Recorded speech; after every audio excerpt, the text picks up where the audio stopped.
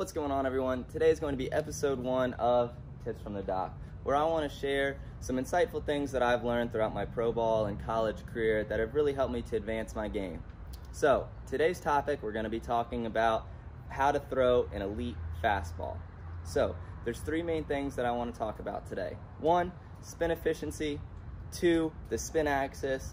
And then 3, we're going to be talking about how to increase your spin rate and different things that I've learned on how to put pressure into the baseball. So we'll start with number 1, which is going to be our spin axis, and the most important about developing an elite 4-seam fastball. So I'm sure a lot of people are familiar with the term of a 12-to-6 curveball.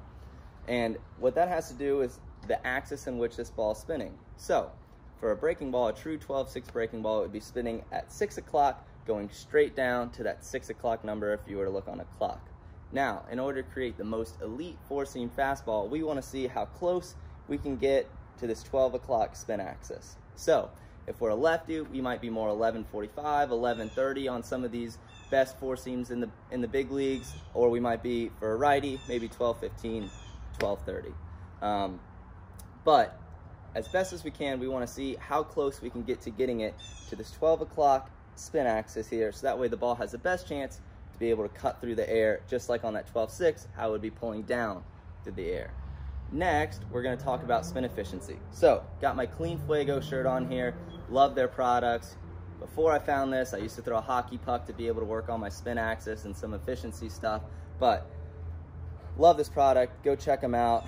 Really great tool to use in your daily throwing. I use it every day now, and it's really good feedback and just a great overall product. So, got our CleanFuego ball here, same diameter and everything as a baseball. It's 5 ounces, just like a baseball, and it just gives us a really good visual on being able to see how our fastball or other pitches are working when they're coming through the air.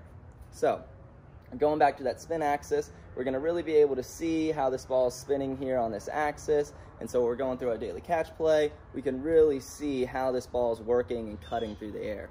So now going on to efficiency, if we're throwing this CleanFuego ball, we're going to be able to really see if this ball is wobbly or if it is creating a really tight spin, just going straight back just like this. So just like when we're throwing a football and we want to have a really tight spiral and give that football the ability to cut through the air, just like when we're throwing a baseball, we want to do the same thing, but instead of getting to the side of the ball, we want to stay behind it and see how well we can kind of come through the back of the ball and be able to create a really tight spin so that ball has the best chance to be able to cut through the air.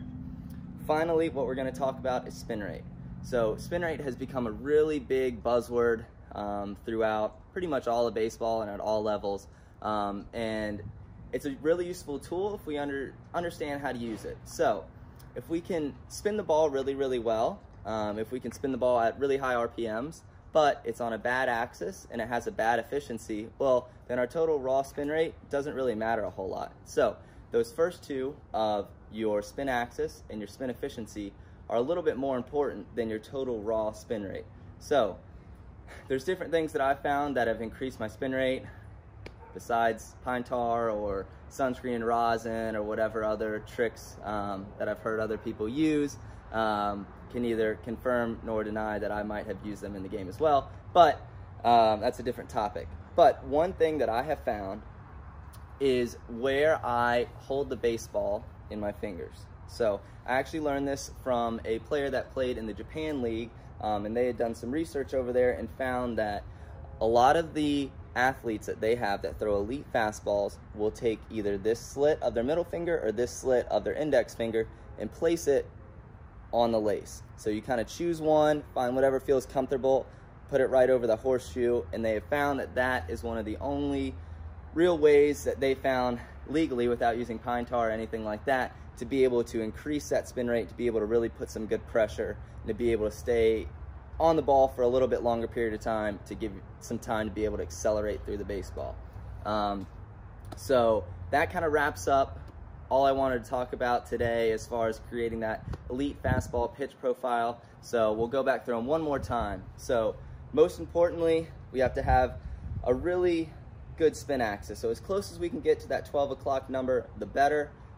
Secondly, we need to work on our spin efficiency. So how well can we really create this kind of a spin on the baseball where it's spiraling almost, but it's backwards. So just like we would want to throw a football and it's going to spiral this way, we want it to create really tight spin, but going in the direction of our spin axis.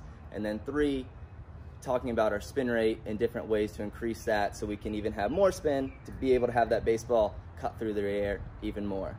I hope this helps someone out there. If you have any questions, don't ever hesitate to DM me or message me or anything. Go check out CleanFuego, great product, can't recommend them enough.